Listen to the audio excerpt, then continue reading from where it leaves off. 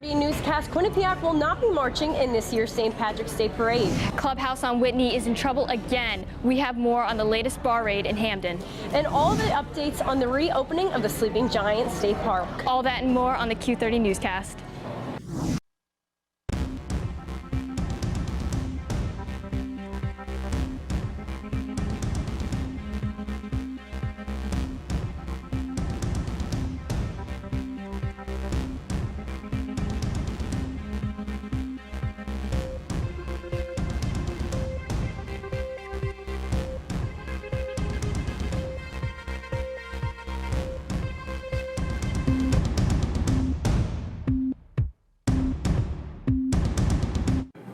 Welcome to the first newscast back of 2019. I'm Katie O'Keefe with Olivia Shuelller, and we have a lot going on at Quinnipiac and the Hamden greater community.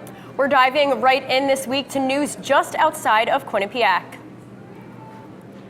We start tonight with a story from campus where about 130 minors were caught drinking at a bar. Callie, what can you tell us? Yes, Katie, it is true. This past Friday, Hamden Police issued a liquor compliance check at the Clubhouse Cafe located at 316 Whitney Avenue. There they found that more than 130 minors were allowed entrance into the bar, and many were Quinnipiac students in the possession of alcohol.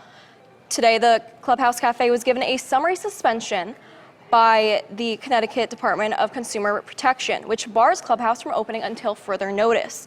According to the DCP press release, acting Hamden Police Chief John Capello explained that the department is concerned as they noticed that Quinnipiac students are walking intoxicated on the roads coming to and from the Clubhouse Cafe. The DCP will now complete an investigation before they decide any disciplinary actions or consequences. There is no timeline currently for when this investigation will end and when the bar may reopen. According to Laura Ray Anderson, Director of Communications for the DCPA, resolutions may occur very quickly or it could take several months. It all depends on the cooperation of the owner. If you're looking for more information about the Clubhouse Cafe story, head to Q30TV.com. Back to you guys at the desk. After 30 years of participation, Quinnipiac University has canceled its partnership in the St. Patrick's Day Parade in New York City. The former president of Quinnipiac University, John Leahy, established the Great Hunger Museum and the Great Hunger Institute.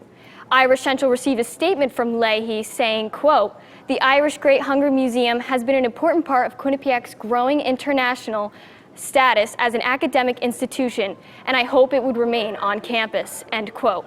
Irish Central also reached out to President Olian for a comment, and she said, quote, "We are evaluating all of our programs to determine how we can best address the needs of our students," end quote. Follow at Q30 News on Twitter for the latest with this ongoing story. The Quinnipiac community has become all too familiar with scams in their inboxes, text messages, but most likely in their mail. A new scam has been sent out lately this week, pretending to be President Judy Olian. Kelly urges students to read the entire email and to also check for email domains. All Quinnipiac email will have @quinnipiac.edu email domains. Typically, they'll end up in the student's junk mail, or hopefully they'll end up in their junk mail, right? So that should be an indicator, right? Anything in your junk mail folder is generally junk mail, 90% of the time. So we sort of have this inside joke about it's like eating out of the garbage. The Quinnipiac University deans are stepping down from their current positions. Dean Mark Contreras is resigning as the Dean of Communications to become the new president and chief executive officer of Connecticut Public Broadcasting. Contreras has been at the university for 2 years. His last day will be March 4th. The Associate Dean of Communications, Terry Bloom, will take over as dean while the university searches for a new dean. Bill Kohlhepp is stepping down after 4 years as dean. Kohlhepp started as an associate professor of physician assistant studies and academic coordinator. Will return to faculty of the physician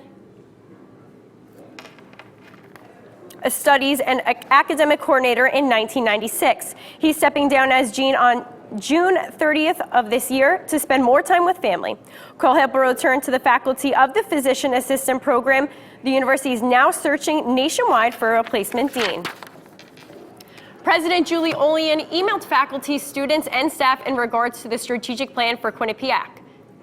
President Olien said the University of the future has 4 goals. One is to build an institution-wide mindset that prepares graduates for citizenship, 21st century careers. Following that is to create an inclusive, excellence-driven community and to nurture and impact internal, local, and global communities. The last goal President Olien wrote was to foster lifelong success and connections. Students can access the strategic plan on their Blackboard accounts and attend town hall meetings to give feedback through the strategic online form. The university's radio station, known as WQUN, will no longer be. After nearly 22 years on the air, the Hamden community is outraged by the news. Matt Fortin sat down with Hamden resident Holly Massey, who created a petition aimed to convince the university to reconsider. Why would the university want to throw something so valuable away? I mean, when I think about that, it sits in my stomach like a pit in my stomach. Holly Massey works in Hamden's zoning board and has quickly become the voice of a call to Quinnipiac administrators to rethink their decision to close WQUN.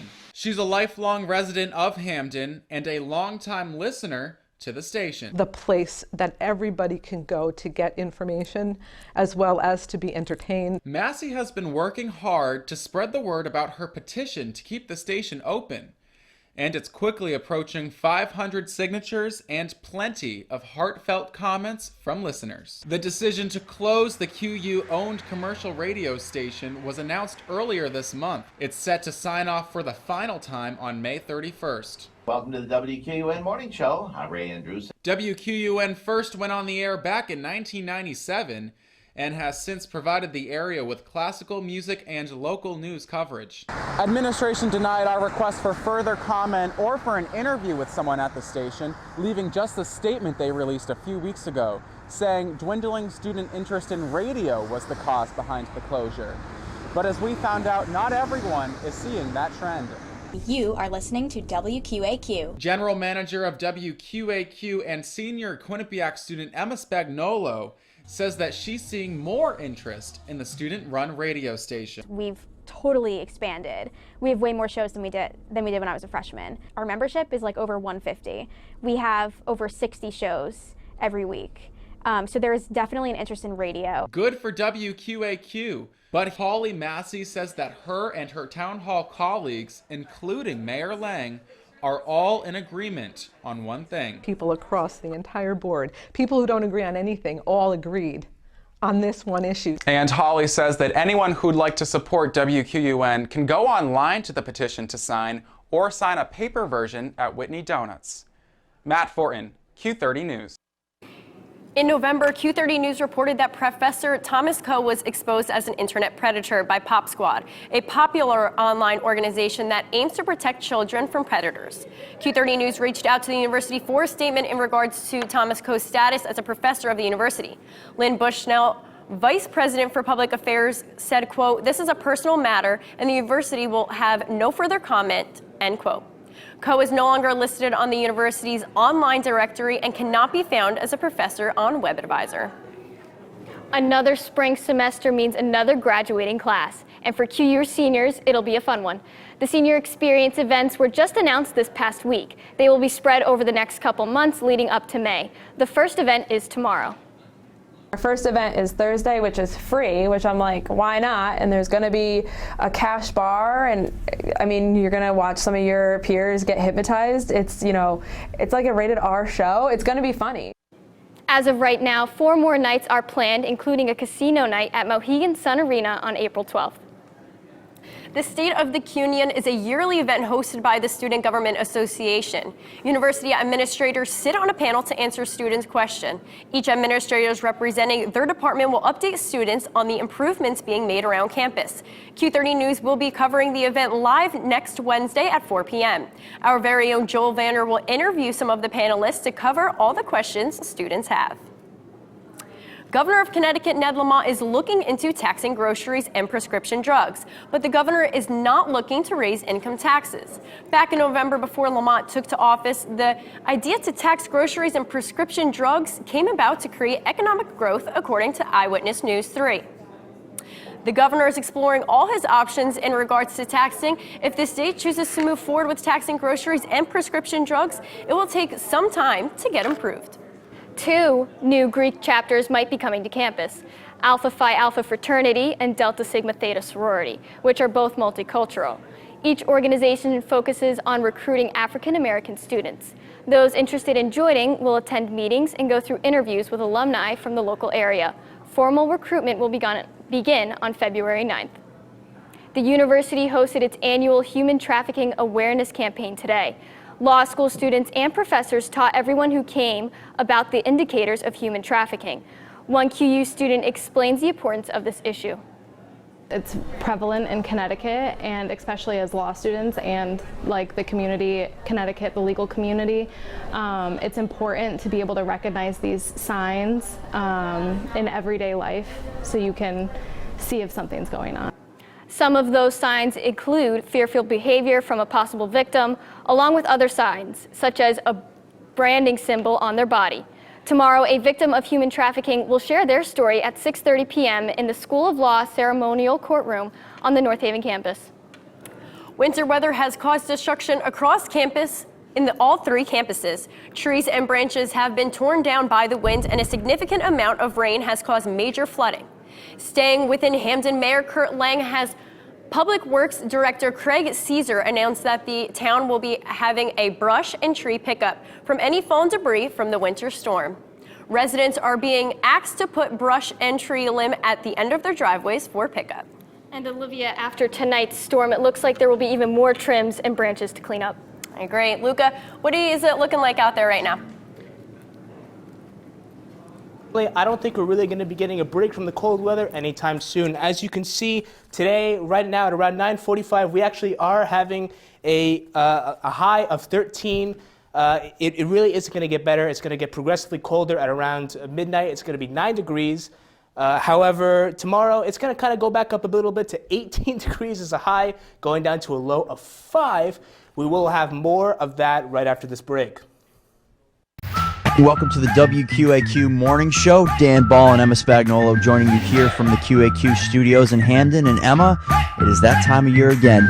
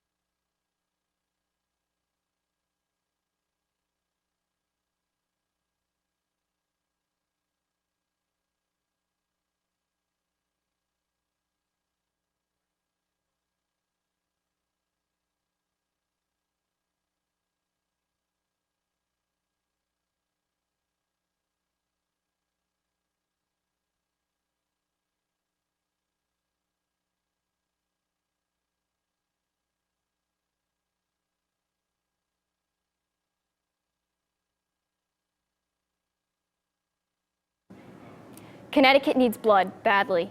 Due to the recent weather and government shutdown, the American Red Cross has noticed blood donations have dropped significantly. One Red Cross representative said, quote, the weather and federal shutdown affected 30 blood drives, and it cost us 900 units. We need probably 350 to 400 donors a day to keep up with the current demand, end quote. Quinnipiac expressed its deepest appreciation in a MyQ announcement to the American Red Cross for all of its efforts, as well as to be aware of the next blood drive, which can be found on any of our 3 campuses. One of the biggest talks of our time is the opioid crisis, understanding it, what it is, and how it affects us. Yesterday, the university held an open discussion on the topic. A panel of guest speakers welcomed students, faculty, and staff to ask questions. The panel consisted of university professors in the field of medicine, psychology, and nursing. Be sure to be on the lookout for the next discussion. We are now going to toss it out to Brooke, who is outside on the quad for the newest updates on the Sleeping Giant State Park. A tornado ripped through Sleeping Giant State Park back in May, and since then the park has remained closed to the public right over there at Quinnipiac University.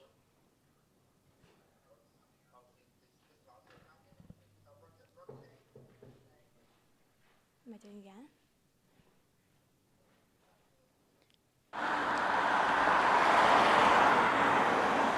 Sleeping Giant State Park has been loved by the Quinnipiac community and town of Hamden for many years.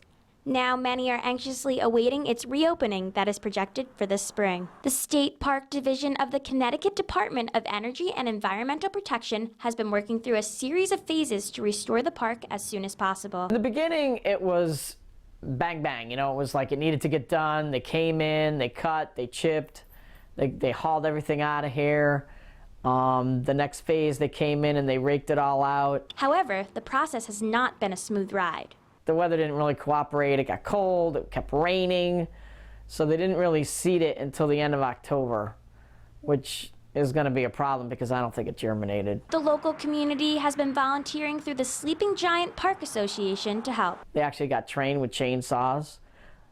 They're willing to go in on hot days, they're willing to go in on cold days and cut, and they're actually pretty much through as far as getting some of the trails clear. Hiking the Sleeping Giant is a recreational activity that many Quinnipiac students do when the weather's nice. But this past fall was a little bit different. I miss just the different avenue to spend with my friends, and I also used to run up and down the Sleeping Giant as well, so just there's a lot I used to do there, so I'm just missing out on a few things. Park Supervisor Jill Scheibenflug hopes to see Sleeping Giant State Park open by Memorial Day weekend. Deep Commissioner-designate Katie Dykes said, quote, "Thanks to help from Sleeping Giant Park Association, we have made significant inroads in clearing the damage along many miles of trails. However, much of the park remains unsafe. Once the work of clearing and repairing the trails is substantially complete, Deep looks forward to reopening Sleeping Giant for visitors," end quote. I think because we didn't have the opportunity to hike and stuff all that much, it'll be that more enjoyable when it does reopen. The Quinnipiac and Hamden communities can look forward to Sleeping Giant reopening in the spring come the warmer weather. But for now, they are reminded to stay off the property as workers continue to clean up the mess. Reporting from Hamden, Brooke Reilly, Q30 News. Cafe Q Mount Carmel campus's main dining option made a change coming into this semester. Bowl Life is a new dining option located next to G8. It offers fresh, natural, seafood, and more to give students a diverse dining option. Sono, which is similar to a Chipotle style of dining, has moved from the Cafe Q to the Bobcat Den. The People's United Center has added additional comfort for Quinnipiac students. A lounge has been added in the Student Center where TD Bank used to be located. There are high chairs and a table for studying along with an ATM. Earlier today, Hamden Mayor Kurt Lang held his Mayor's Night Out. At the Keefe Community Center, Lang held an open discussion for all community members. The goal of the talk was to hear directly from residents, make improvements on the community, and build a strong connection between the town and its people. According to a press release, plans for 2019 were also discussed. The event has been so successful in years past, becoming a town tradition. If you or your daughter want to spend the day as an athlete, come on down to Quinnipiac.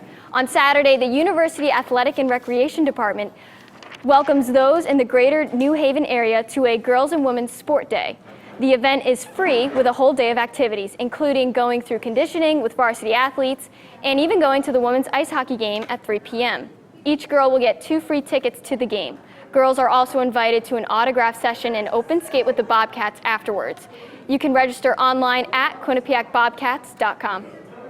Experts who specialize in financing startup businesses will speak at the People's United Center for Innovation and Entrepreneurship. In the School of Business, sessions will take place on Wednesday from 4 to 6:30 and are open to the public.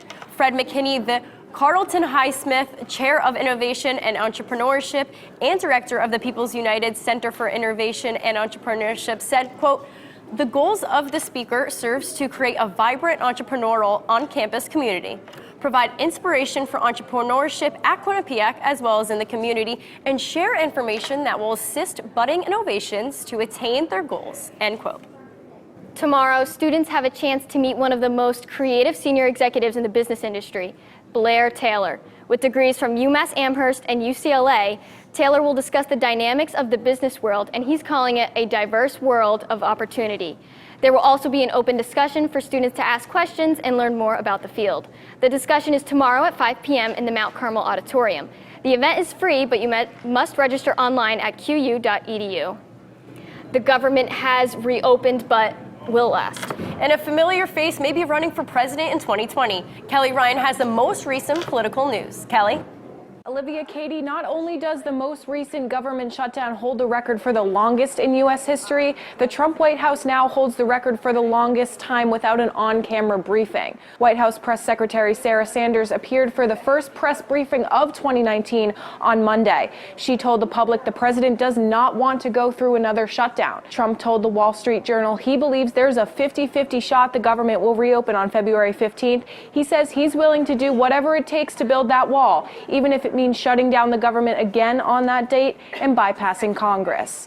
Former Vice President Joe Biden is leaning towards a presidential run in 2020. He's expected to decide in the coming weeks, but the official word may not come until later this winter or early this spring. Biden says his decision is riding on whether or not his family's ready for him to be in another campaign. Trump's longtime advisor Roger Stone is the most recent of the president's associates to be accused of lying about Russia. Robert Mueller accused Stone of lying to the House Intelligence Committee while it investigates Russia's interference in the past election. He was arrested Friday in his home in South Florida and was in court on Tuesday in Washington, D.C. He pleaded not guilty to the 7 charges against him, including false statements and witness tampering. Stone says he hasn't done anything wrong and he will fight the charges against him. Lots going on in the political world, but that's all for tonight. Olivia and Katie, back to you. Hopefully we'll get some answers to all that soon. Thanks, Kelly. Coming up, weather to expect this weekend, and Q30 reporter Jonathan Banks with your national news update. Coming up right after this. Welcome to the WQAQ Morning Show. Dan Ball and Emma Spagnolo joining you here from the QAQ studios in Hamden. And Emma, it is that time of year again.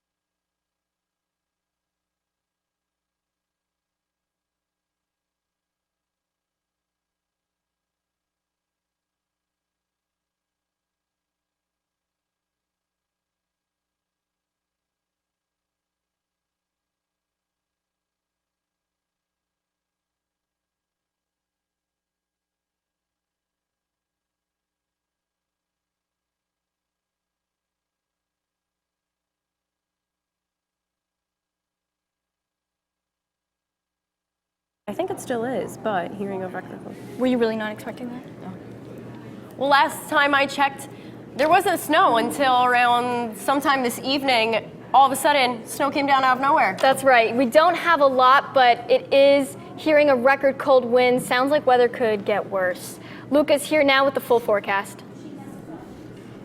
Well, unfortunately, we Well, fortunately, we will actually not be seeing any more snow in the upcoming forecast. However, the cold temperatures are here to stay. As you can see tonight, already at around 10 o'clock, we are seeing very cold temperatures of around 13 degrees, very windy. It is clear, but it is very windy. Tomorrow, we are actually going into around 19 degrees high, 5 low. It's going to be sunny, but don't let that fool you. You definitely want to take a sweater or a jacket or even something even more than that to go to your classes. It's going to be really, really cold. Friday, it is actually going to warm up a little, which is going to be great. But still, it is going to be, in those kind of like mid to low 20s. So make sure, you're prepared when you go to your classes for the end of the week. It's going to be great. Anyways, moving on to our 7-day forecast. We are going to have actually a Saturday. It's going to be great. It's going to be 35. We are going to see higher temperatures. It is going higher, kind of like a 1, 2, 3, 4 thing. As each day goes on, we are going to see higher temperatures. Lows are still going to be pretty low, as we were discussing on Thursday, like 5, 10, Friday for 10, but it is going to get higher. Definitely as we look next week, we are going to be seeing higher temperatures. Be prepared on Tuesday, though. This is kind of a warning. We may see some AM showers. Don't know yet, but make sure you follow on the forecast to make sure, just in case you need to prepare for that. Anyways, the most striking news that we've been seeing so far is what's happening in Connecticut right now. In New Haven, we're seeing like 14 degrees kind of. It's, compared to Torrington and Danbury, 4 and 6, it's actually really crazy.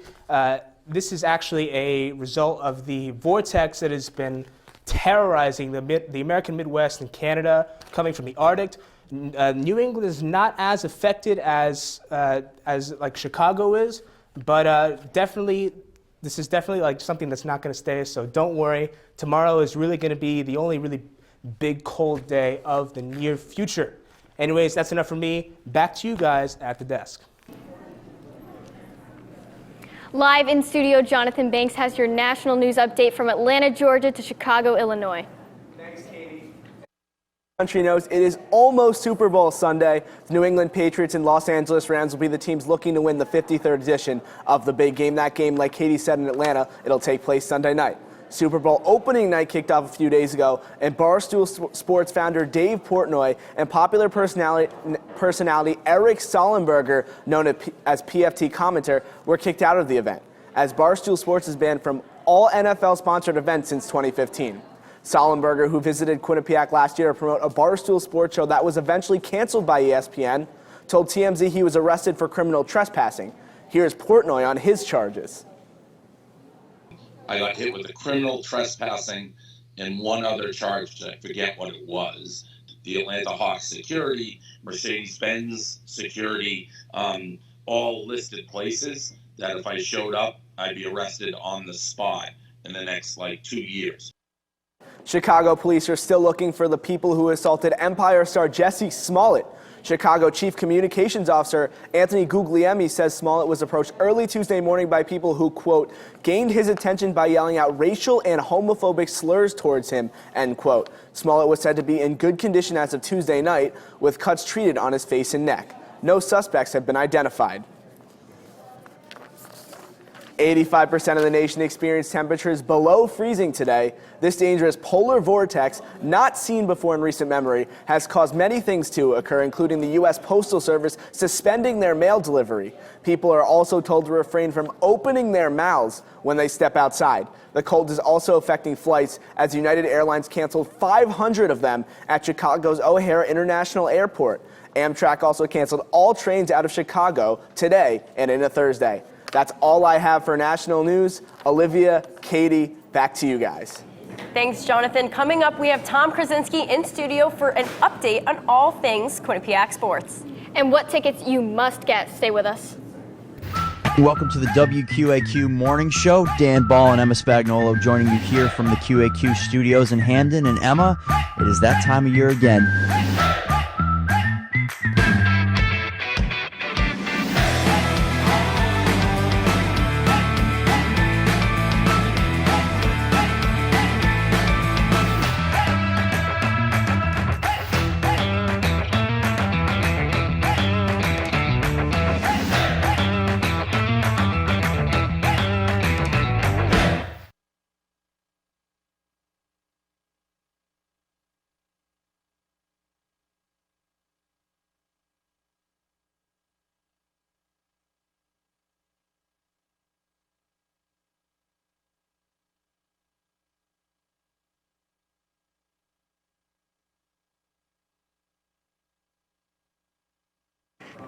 The women's basketball team is on fire these past few games, dominating in their conference so far this season. And the men's ice hockey team is also doing very well. Tom, tell us all about it.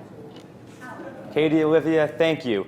Although most students got to enjoy a lengthy winter's break, Quinnipiac Athletics did not take too much time off for the holidays, as all 4 winter sports teams are in the middle of conference play. Let's start with the men's ice hockey team. The Bobcats have been in the national top 10 for most of this year and made it up to the 5 seed this week. The Bobcats even received 1 first-place vote, their first since 2016. They went 4-2-1 over winter break and are ready to lace up their skates this weekend in northern New York, taking on Clarkson and St. Lawrence.